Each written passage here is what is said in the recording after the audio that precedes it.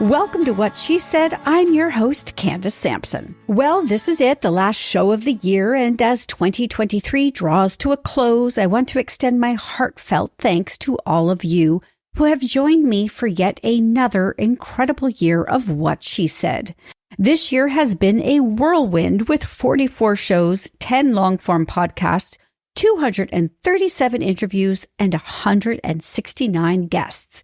And now it's time for me to catch my breath. So I'm going to take a couple of weeks to reflect and prepare because I am so excited to return to you in 2024, ready to make it What She Said's best year ever. In the meantime, I'm wishing everyone a peaceful and restorative holiday season, no matter how you celebrate. Now let's dive into what's in store on today's show. We start with a topic that touches many lives, dementia. Dr. Saskia Sivananthan, a leading expert in dementia research, joins me to share her insights on this complex condition. We'll discuss the latest findings in dementia research, including lifestyle changes and brain plasticity strategies to mitigate risk. And Brodie is here with new entertainment recommendations. She'll give us her take on Poor Things, starring Emma Stone. Plus, we take a look at Canada's chilling official documentary selection for the Academy Awards, Rojek, and the riveting American Fiction featuring the sublime Jeffrey Wright. We're all feeling holiday stress right now, so thankfully Andrea Donsky, who joins me on behalf of New Roots Herbal, is bringing us real solutions to decrease stress levels and help us enjoy the holidays too. Next, Monica Diaz-Greco, a passionate advocate for epilepsy awareness, discusses her role in the passing of Motion 68 in the Ontario Legislature. This motion is crucial for creating safer, more inclusive environments in schools for students living with epilepsy. And finally, to wrap up the final show of the year, I have a special treat from Barbra Lica. Her new single, On Christmas Eve, captures the enchanting spirit of the holiday season. Join us as we explore her festive new song that's sure to become a holiday favorite. So whether you're looking for insights into health, entertainment, stress relief, advocacy, or holiday cheer, today's show has something special for everyone. Let's end 2023 on a high note with What She Said. In today's first interview, we're exploring a topic of great importance and relevance to many, dementia. I'm joined by Dr. Saskia Sivananthan, a leading expert in dementia research. Her work has been instrumental in understanding this complex condition and identifying strategies for risk reduction. Saskia's insights are crucial in the global conversation about dementia, particularly regarding lifestyle changes and brain plasticity to mitigate risk. As we discuss this intricate subject, Saskia will offer her expert perspective on the latest findings and practical steps for addressing this growing health concern. Saskia, I am so thrilled to have you here today. Dementia happens to be, I think, one of my biggest phobias of all the diseases out there. So let's jump in and discuss what it is exactly and how it differs from the normal aging process. Absolutely. First of all, thank you so much for having me.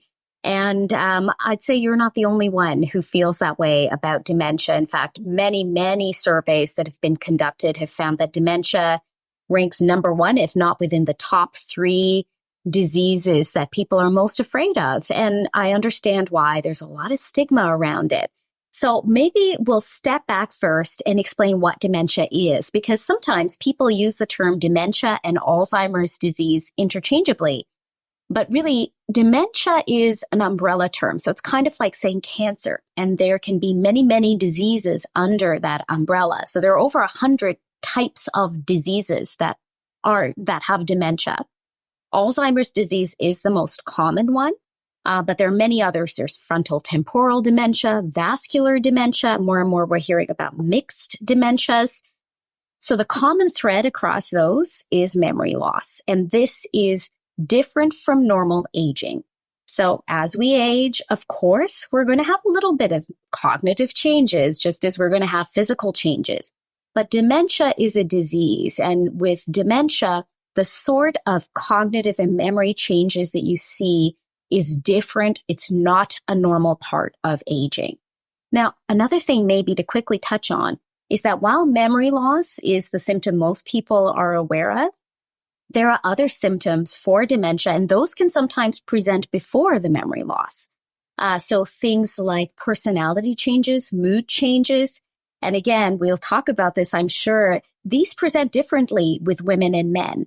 So sometimes women can have a broader range of those personality and mood changes that are different from the way men can present clinically when it comes to dementia. Another symptom to watch for is language loss or language changes. Now, we're probably going to have this as we're going through our conversation. I'm going to forget some words or be searching for words. But with dementia, it's unusual the sorts of language changes that will come up. So things like someone who normally makes coffee or tea every day will say, oh, can you put that thing on that boils the water? Because they can't remember the term kettle or the word kettle anymore, a very common word. These are the sorts of changes that you'd start seeing as well. And I think because, there is sort of this general paranoia that a lot of us have about developing dementia, we sometimes get extra nervous about, I can't find my keys, or, we fumble over a name. So this sounds like it's a little bit more, I guess, exaggerated than simple things like that on a day-to-day basis, right? Absolutely, much more. So you'll see it in things that are much more common. So for example, if you drive to work or to visit your family every week or every day, and suddenly you're lost, you can't remember the road, you can't remember which street you're supposed to turn on. Those are unusual changes. We're all going to forget where we parked our car in the parking lot when we go, right? Like that happens to me all the time. Thank God for being able to beep for that. But that's normal because it's an unusual situation. You park in a different place all the time. Language loss, again, that we talked about, it's the more common kind of language that you're starting to forget, and it's happening more frequently than the average. And you know what? If you're worried, go speak to your doctor because there are reversible forms of dementia as well. And so if you don't get it checked out and figure out what it is, and sometimes things can mimic dementia, so this will come up a bit more as well. Women experience depression at higher rates than men, and we are at higher risk of developing depression, and that can sometimes mimic the symptoms of dementia. And so if you go in, you get it checked, and a good physician will be able to help you figure those pieces out. You could deal with the depression, which you deal with very differently than if it were dementia. And I think, like with anything, prevention is key, right? So are there lifestyle factors that we really need to be taking into consideration here? Absolutely. And this is such an important question. And one of the articles that I wrote recently was really focused on those lifestyle factors because, again, we're so worried about dementia, but research has really progressed in terms of risk factors and prevention. So the first thing to emphasize is that the earlier you deal with these risk factors, the better overall. And a lot of the things are things we already know: exercise, changing your diet, all the things that are good for your heart are good for your brain because it's a muscle and it needs to be exercised and taken care of the same way. But there are risk factors that are specific to dementia that don't relate necessarily to your heart. So for example, social isolation is a new one that has come up quite a bit. And so loneliness and social isolation, not interacting with people and engaging the same way is shown to have a higher risk of dementia. Another one is hearing loss. So hearing loss is linked to dementia in a way that we hadn't understood as clearly as we do now. And so if you're starting to deal with any hearing loss or feel that you have it, go see your physician because, again, a hearing aid makes a huge difference in being able to reduce your risk. Sleep is another one. So there are many, many more lifestyle factors, and these changes, making them early, can really influence your overall risk of developing dementia. But more importantly, the thing that I raise in the article is that even if you do develop dementia, having really addressed some of those risk factors early could mean that you can manage that dementia and potentially the trajectory of that disease could be lessened if you have dealt with some of those risk factors early. So can you then explain the concept of brain plasticity and its connection to dementia? Absolutely. So there's two concepts. There's brain plasticity and then there's cognitive reserve. And I'll talk a bit about both of them.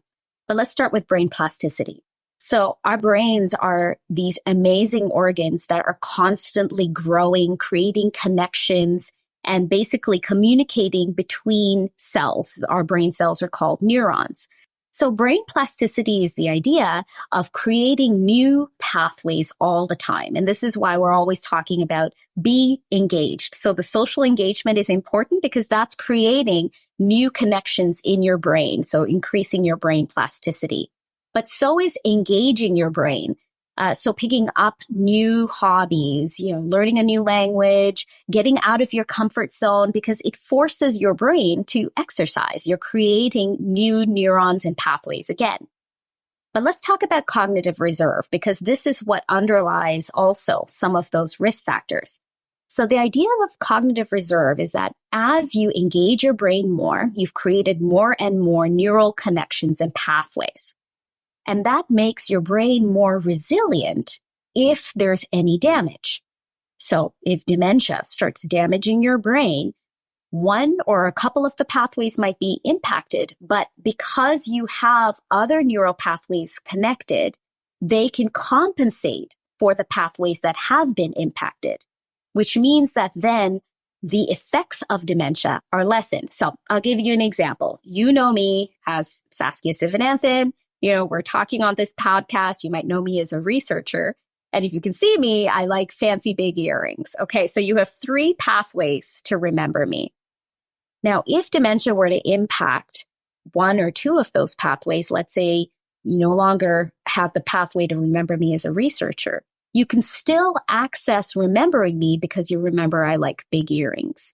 And that's the idea behind cognitive reserve. It's building a dam in your brain so that you have other ways to compensate for any potential damage, which means that the effects of dementia don't show up as much as it would if you didn't have that cognitive reserve. And is there an ideal age to sort of start implementing lifestyle changes to reduce the risk of dementia? Or is this one of those things where it's never too late? Never, ever too late. Now, we should actually ideally start implementing this from birth, honestly, right, from childhood, because so much of it relates to the way we eat and the way we exercise and move. But honestly, anytime, if you learned about this now and you're 75, you can still start implementing those changes.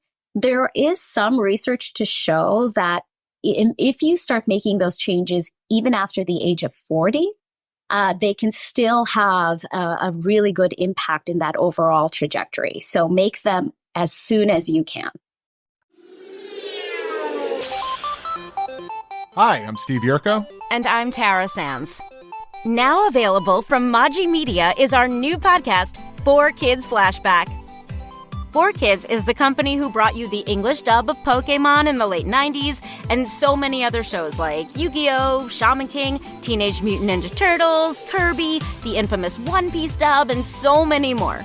We'll be talking to the people who worked at 4Kids. Actors, directors, writers, editors, producers, engineers, you get the point. And hopefully get the answers to questions both you and I have about the company. I actually worked there as a voice actor on some of the shows. And I was a kid watching the shows and remember way more than Tara does. And thank God for that. Steve is actually a professional storyboard artist, which gives some really unique insights into anime and animation. Subscribe today wherever you get your podcasts. That's the number 4 Kids Flashback.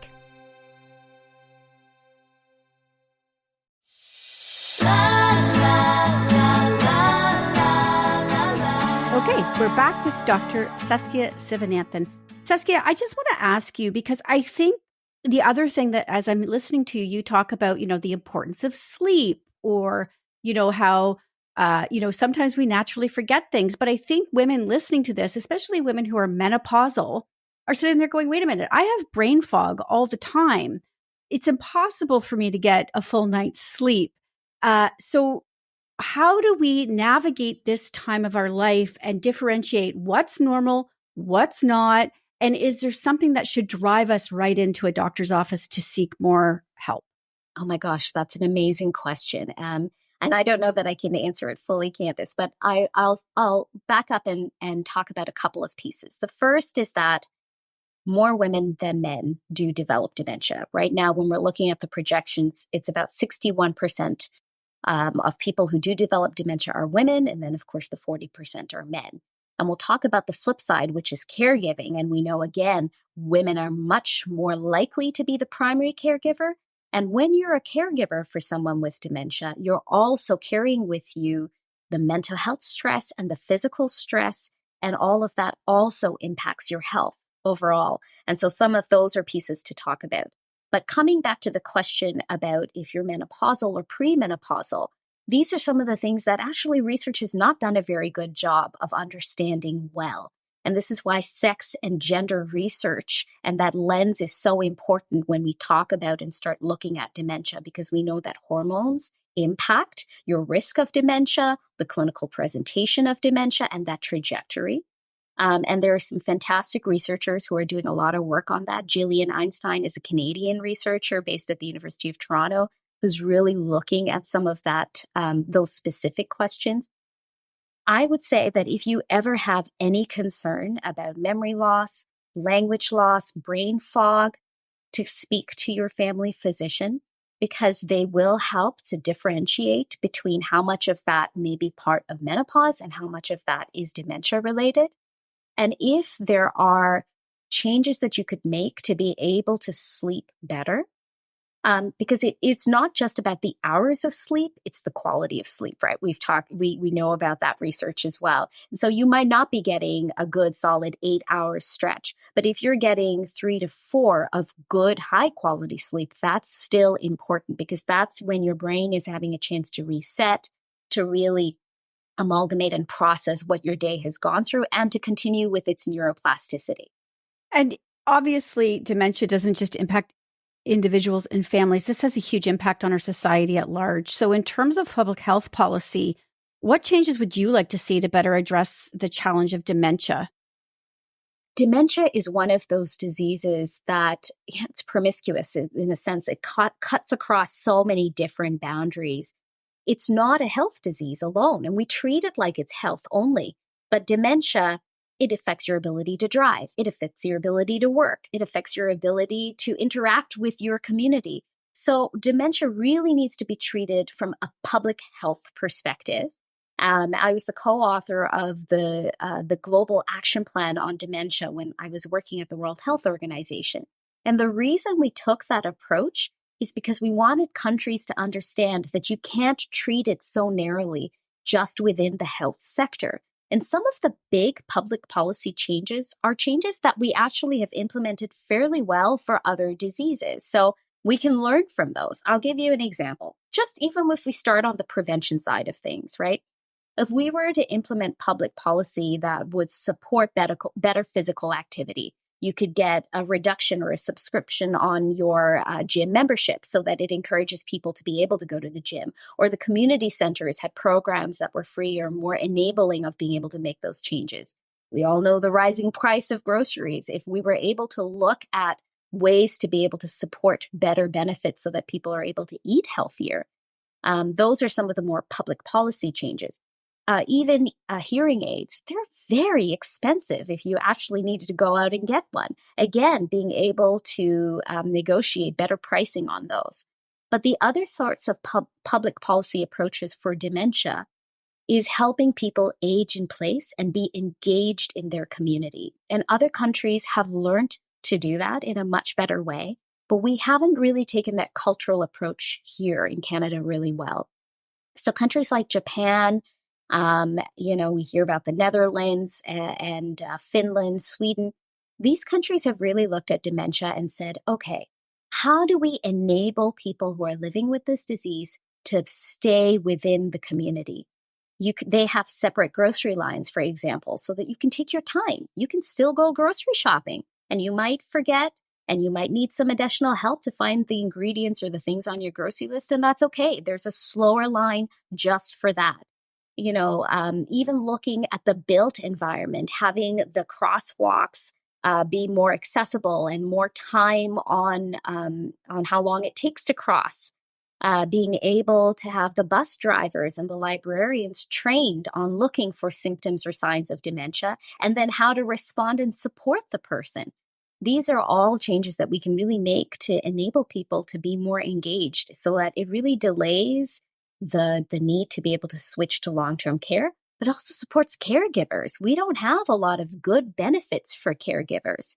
And mainly women, again, who step away from full-time jobs, who might step away from the sorts of promotions that they can't take on anymore because they have these responsibilities in home. So how do we support caregivers better as well? Saskia, your expertise and insights are so valuable. I can't thank you enough for joining me today. I wish we had a lot more time for this conversation, so we'll have to have you back. In the meantime, where can people connect with you or find out more about what you're doing? Oh, well, you can find me on LinkedIn if you search my name, and you'll also see links to some of the articles I've written. But if people are looking for more information about Alzheimer's, dementia more broadly, I would recommend the Alzheimer's Society. They have lots of useful information, tips, and things to look for.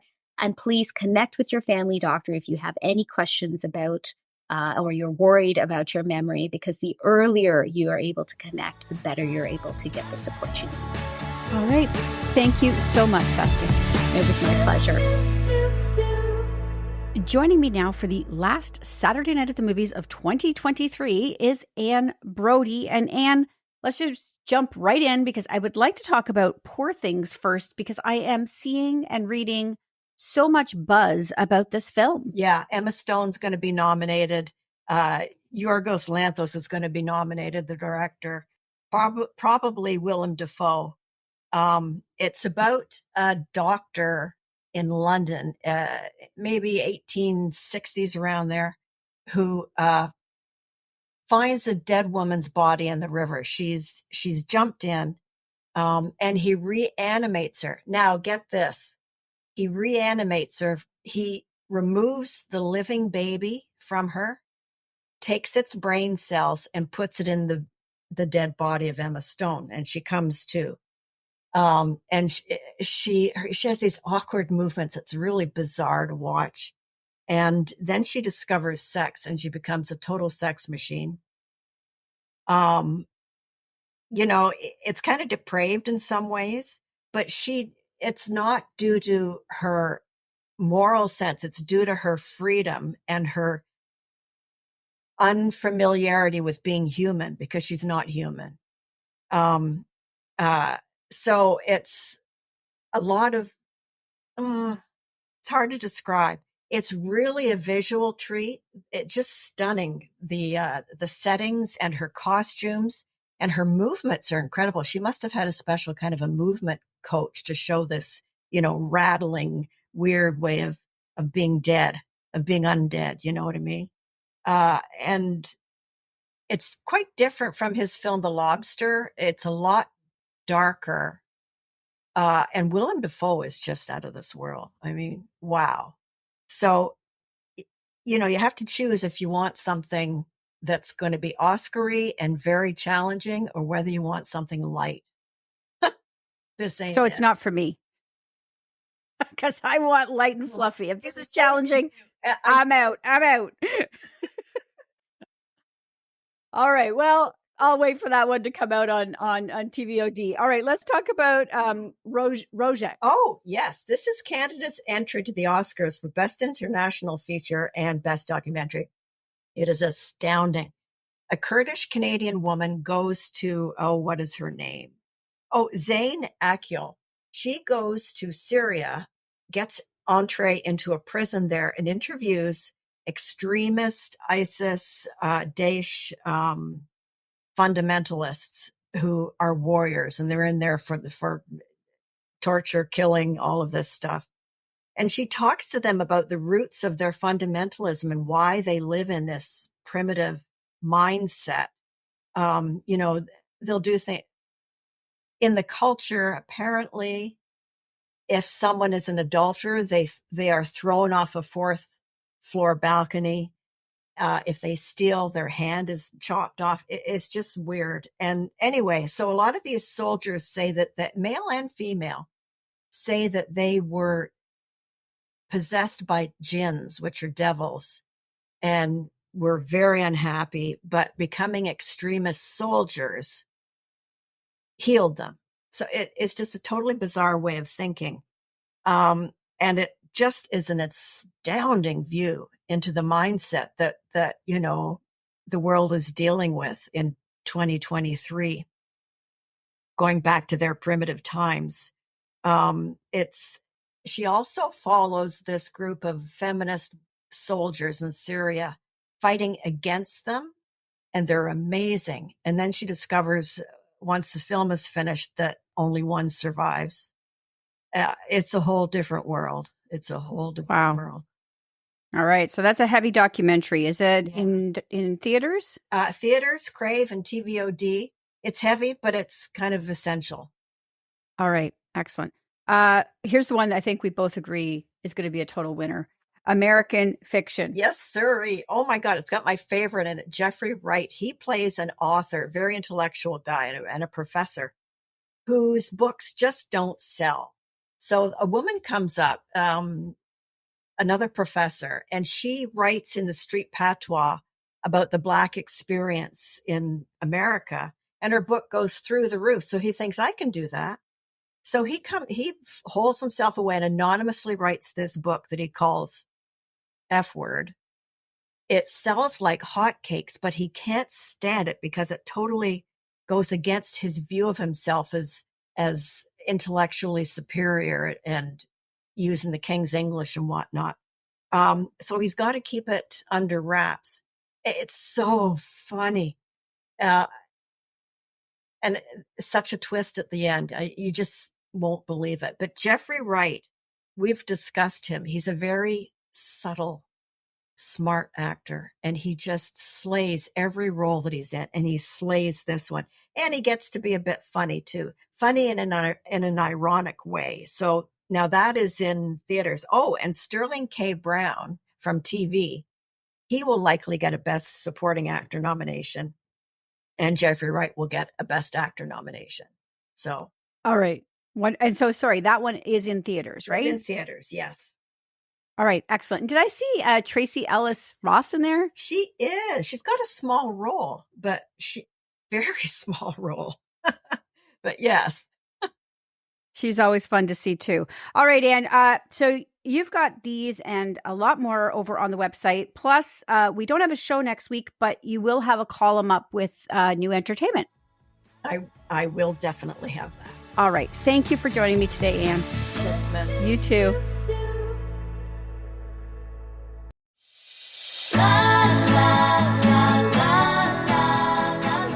For women, it's not the weather being frightful that scares us. It's the stress of the holiday season and our never-ending to-do list that really keeps us awake at night, quite literally. Thankfully, Andrea Donsky is joining me today on behalf of New Roots Herbal with some real solutions to reduce our stress, and we're not going to waste any time getting into it. Andrea, welcome back to What She Said. Thank you for having me. I love being here. So let's start with some simple changes we can make to our daily routines right now to sort of ease that holiday pressure. I think the biggest takeaways are a few things. Number one, being organized, right? Because I find that when I'm organized and I write it down and I see what I need to do, and that's another thing is writing things down. We're like, okay, it makes it less daunting. So it's in front of us. We're able to like take notes. I'm like, okay, cross it off our list. It's nice when we actually put the lines through it. So for me, that's one, organization. And then also setting boundaries, learning how to say no, because as women, we tend to want to do a lot. I mean, I'll talk for myself. I tend to want to do a lot and help everybody. But at the end of the day, we really need to set boundaries and say yes to things we can do and say no to things that we just don't have time to do. And I think that's an important message for all of us, especially as we're going into this time of year. It really is, because again, I feel like a broken record saying this, but we still carry all of our everyday regular stresses with us into December, but then we pile on everything else because as women, we tend to want to run around and make the season magical. So those boundaries are super important. So let's talk about sort of maybe I find meditation very helpful. It always brings me right back into the moment. But do you have a relaxation trick or mindfulness technique that you use? Yeah. So something I do. So my daughter, she's 12 and she plays rep basketball. And one of the things that I started doing for them, because the kids were super nervous before they would go out and play.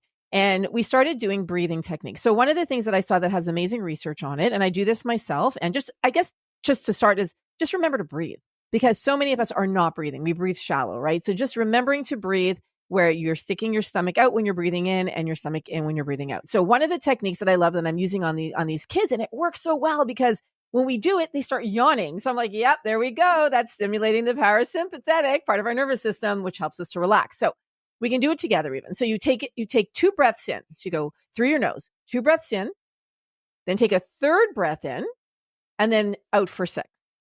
And then do that a few times and just doing it through your nose. So in one more time, and then out for 6, and count it out in your head. And then you'll see your body's going to start to relax. Your shoulders go down and you just you feel that sympathetic being stimulated. And that just helps you to okay. The other thing you could do too, and I just recently did a City Line segment on this, where you could take some essential oils, put it on your fingers, 2 fingers, and then rub them behind your ear and go in circular motions up your ear and down your neck.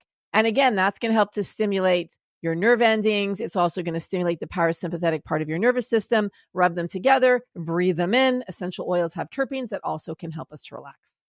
Oh, I love that. Honestly, I do a restorative yoga class every week, and the instructor walks around at the end of the class and she does that over us while we're lying there in our corpse pose. She does essential oils over us as we're lying. It is so relaxing. It's beautiful. Here's the big one though. It's sleep. This is, I think, something either we're burning the candle at both ends, or we're so stressed out we can't sleep. So what are some tips there? Okay, so this is one of my favorite things to talk about. I actually have sleep technology, so I'm obsessed with sleep, especially for women, older women over 40, over 35, over 40. So something that I'm a very big fan of is having a sleep routine, is making sure that every day I'm making sleep a priority, because for many of us, and even me included, I did not make sleep a priority for so long. And now I'm like, okay, I need to be in bed between 10 and 11. And it's become this nightly thing that if I'm not in bed by 10 or 11, I'm like, okay, I know it's going to mess up my sleep score. So going to bed before 11 is important. Why? Because we get more deep sleep the earlier we go to bed. Deep sleep is the restorative sleep. So really important, making it a priority. Making sure your room is cold, 65 to 68 degrees. Because if your room's hot, you're going to be hot and it's going to wake you up. The other thing you want to do is make sure your room is dark. When it's dark, our body can release melatonin. Now, the older we get, the less melatonin our body produces. Actually, there was this doctor who came up with the term melatonopause, because when we're in our 50s, our bodies they're not making melatonin the way it did when we were younger. And in some cases, we're not making it at all. So really making sure that if you're going to go to bed and you're still on the younger side and your body's producing that endogenous melatonin, you can wear blue blocking glasses so you don't have technology on, because the blue light will actually stop that production. But then also you could take something like melatonin. I'm a big fan of taking melatonin as we age, because melatonin helps us to fall asleep and stay asleep. And is there a certain time of the day you should take melatonin then? Is that like an evening thing? Yeah, so it's a great question. So if you want it to help you sleep, then you take it before bed, 30 minutes, 40 minutes before bed. Okay. Can we talk about adaptogens for a couple of minutes? I hear a lot about that right now. Do they help with stress levels? So adaptogens they're known as adaptogenic herbs, help our body cope better with stress. So they're a great band-aid when you're stressed. So adaptogens include like Tulsi or holy basil. That's probably one of my favorite adaptogens. It's so high in antioxidants, and it also helps our body cope better with stress, but also it's great for our immune system. So you want to look for, if you're going to get holy basil, you can get it in a tea, by the way, but you can also get it as a supplement. You want to look for one that has 10% ursolic acid, which is actually what gives it its benefits. So you want to look for the type. So when you're going to buy it as a supplement, you want to make sure you're buying the right one. The other adaptogens, I love functional mushrooms. I'm a big fan of mushrooms. You've probably heard chaga, reishi, all of those are amazing because, again, they help to support our immune system. And then I also like ashwagandha. Some people love it. Some people can't take it because it's a nightshade. So really, you have to listen to your body. But you want to look for one that has 5% withanolides. That's actually the ingredient that helps our body and makes it so good. Okay, so we're going to combine these supplements with some lifestyle changes like boundaries and getting sleep. How do we make sure this all works together for us? Is time of day matter? Does taking it with food matter? Anything you have to offer on this in this regard? Yeah. So again, taking it with food or not, that is dependent on the supplement you're taking. So you always want to make sure you read the label, read the bottle so that you are taking it properly. Time of day, how much to take, and as well as do you take it with or without food, empty stomach or not. The key is consistency. The key is really, it's making so focusing, I always say my lane is nutrition, lifestyle, and supplements. So it's not just one thing. It really is a synergistic blend of things that work together synergistically to make it work so well. So that's kind of my mantra, is just look at things not in a silo, but rather as a synergistic blend and being consistent. That's the key too, right? So if you're going to take a supplement, you take it once, you can't, you have to do it on a regular basis, because in Canada, in order for companies to get NPNs, which are natural product numbers, they actually base it on research. And the research is based on taking it in specific doses and specific amounts. So you really, again, want to follow the recommendations on the label in terms of how to take it, especially when it comes to supplements. You bring up an interesting point, actually, too, because I think what happens is, we hit December, we're really stressed, we're starting to look for solutions. This really is a long-term game, right? Something we should be sort of focusing on year round. Absolutely. All the time. It's not just for this time of the year. It's for all the time, right? This should be part of our daily routine, our daily way of doing things. So yes, great point. And you've mentioned a lot of really specific ingredients today. So, that reduce stress levels, but, this is obviously sponsored by New Roots Herbal, and you recently had an opportunity to go to their factory. I am going soon as well for a tour, but tell me what you found out when you were there. Oh, I loved it. First of all, it was awesome.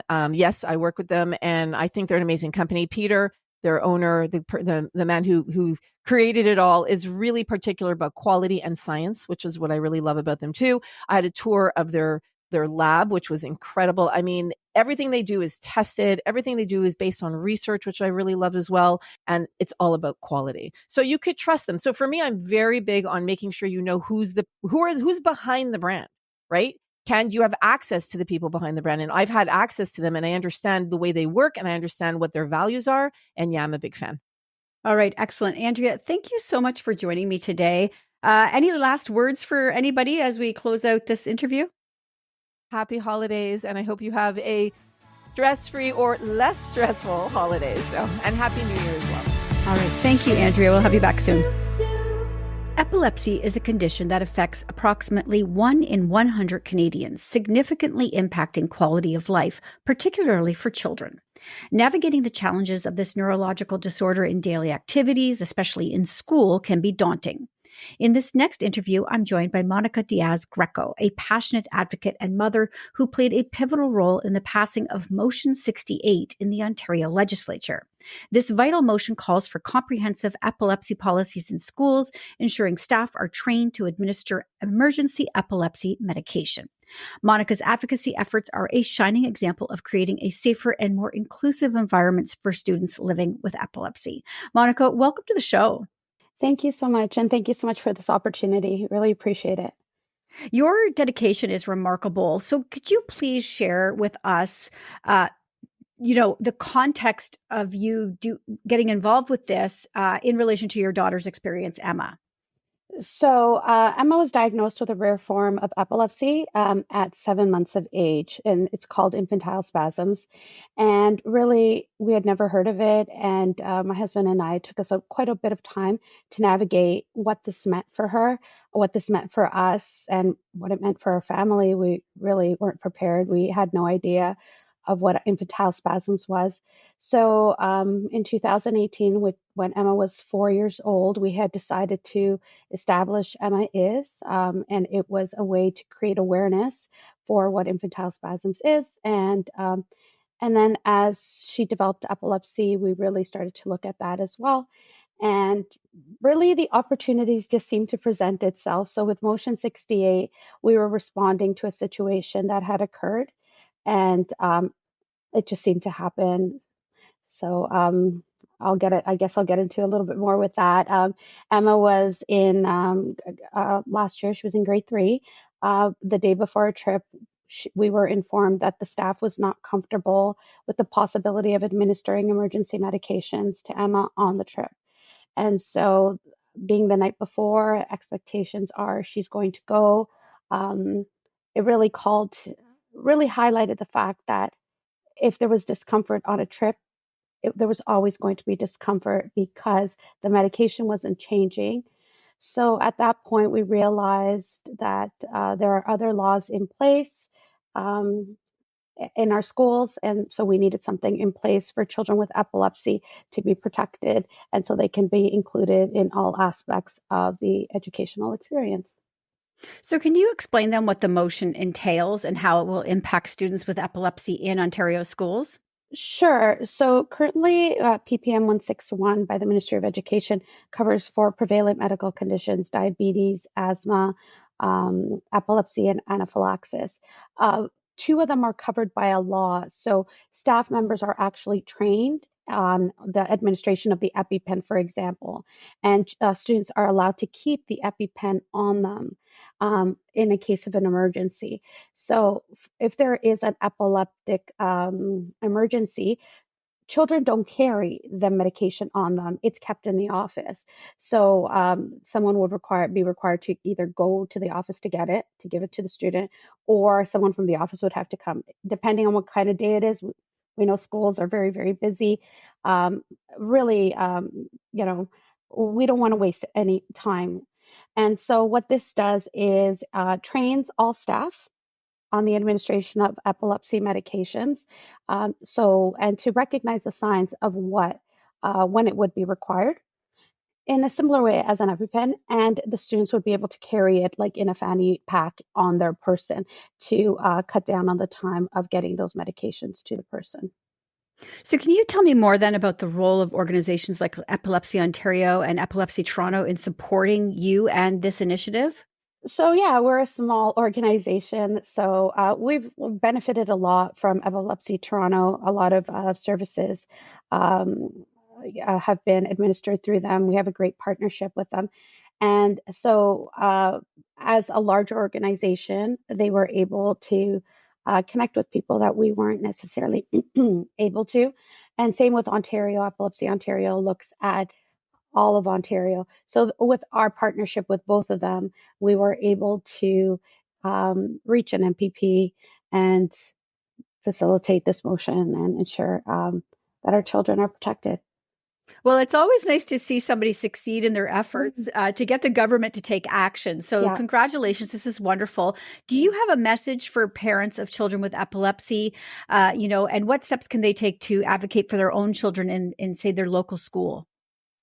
So advice that I would give is epilepsy is just part of who they are, but it's not all of who they are. And children in school should be allowed to participate in absolutely all aspects of the program. All aspects of the program should be inclusive. And if your child is encouraged not to participate, then you need to question it. You need to ask questions, and you need to advocate at that point and speak up, because children should be allowed to participate in all aspects of the program. All right, wonderful. Well, I suspect you're not going to stop advocating for kids with epilepsy, Monica, and you do have a website and social channels. So where can people connect with you to find out more? Sure. Our website is emmais.ca, and you can find us on Instagram at emmais_ca as well. All right, wonderful. I will put that all up on the website when this interview goes live. And thank you so much for joining me today. Thanks so much again, Candace. I really appreciate the opportunity.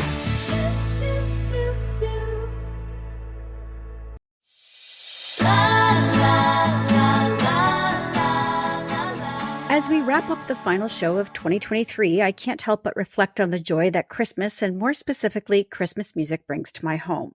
From November 12th right through to December 25th, my house is filled with the sounds of the season, creating a festive atmosphere that's hard to beat. Today, we're closing out the year with a special treat. Joining me now is the incredibly talented Barbra Lica, a singer-songwriter whose passion for Christmas is as infectious as her music. Barbra's new single, On Christmas Eve, captures the magical anticipation of December 24th, a night filled with wonder and excitement. Let's dive into a conversation with Barbra and learn more about her festive new song that's sure to become a holiday favorite in your house. Barbra, welcome to the show. Thanks for having me. Your new single on Christmas Eve beautifully captures the excitement of Christmas Eve. Can you share with us what inspired you to write this song and how your own Christmas traditions influenced its creation? Well, me and my brother, we were a little bit of a nightmare growing up. We're the poster children for immediate gratification. So we just could not wait for Christmas. And or really little, we would move it. We would say, okay, it'd be right at midnight. Right at midnight, it's technically Christmas. We got to do it, but nobody wanted to stay up till midnight. So it started being 11 p.m., 10 p.m., 9 p.m. And then eventually my whole family just started celebrating Christmas on Christmas Eve. So that's what we do every year of my life. I still do it now. Made dating really easy because I could go to the other person's family on Christmas Day. It just wasn't even a holiday for me. And I understand that On Christmas Eve was produced and performed in a really unique way, with much of it coming in a basement studio. So can you tell us more about the creative process behind the song and how you, and I cannot say his last name, Nicholas Tateishi. Thank you. So he's a Torontonian, I guess now Mississaugan, guitarist and producer. And over the pandemic, he built a whole bizarre sort of studio space in his basement.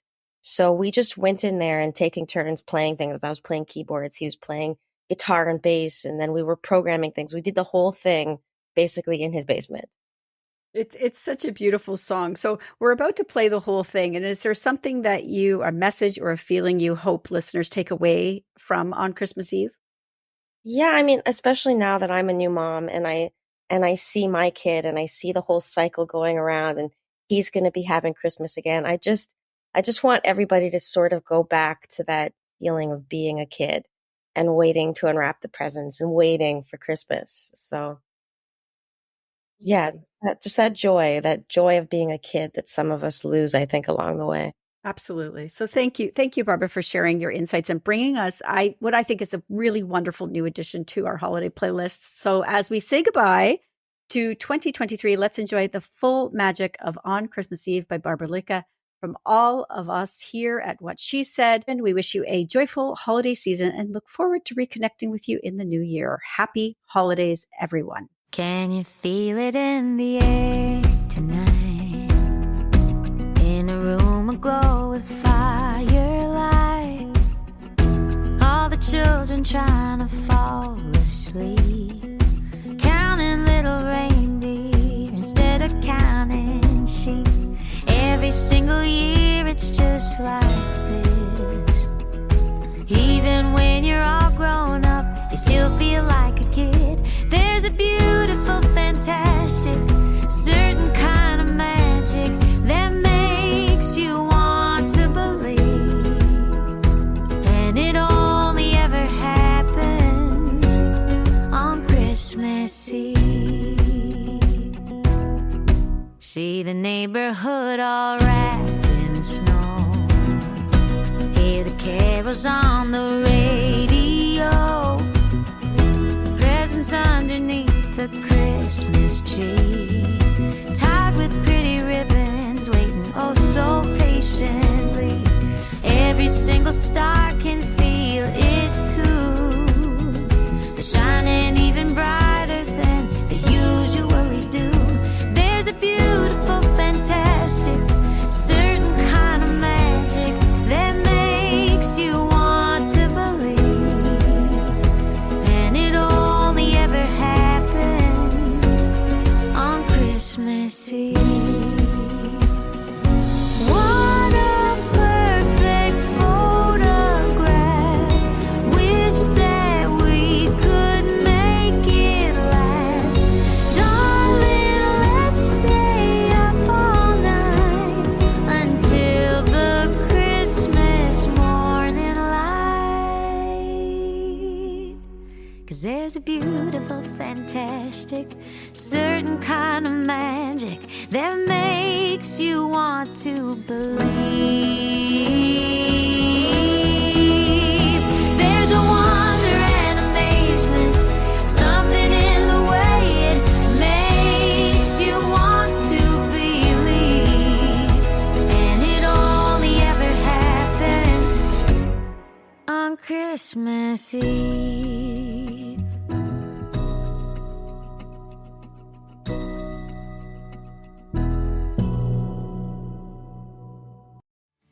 That's it for What She Said this week. Stay up to date with my newsletter by signing up at whatshesaidtalk.com and be sure to follow on social at What She Said Talk on Facebook, Instagram, and X for videos of these interviews and more. You can also catch me on TikTok and Threads at Candace Said. Finally, be sure to subscribe to What She Said with Candace Sampson wherever you listen to podcasts to catch past episodes and extended interviews. I'll be back next week with more What She Said.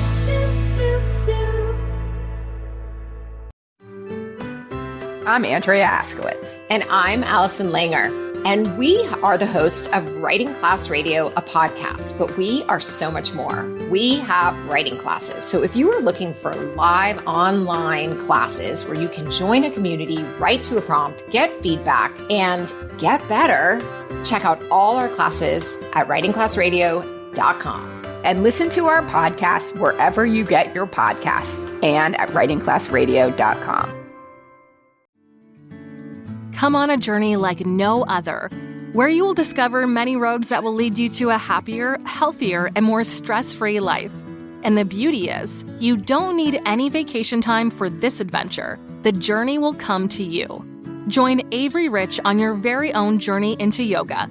Along the way, she will demystify yoga poses and guide you into a yoga posture or short sequence, all in less than 15 minutes. You have nothing to lose but stress.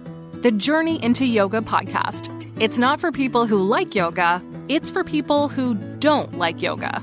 Follow or subscribe on Apple Podcasts, Spotify, Amazon Music, or at averyrich.com.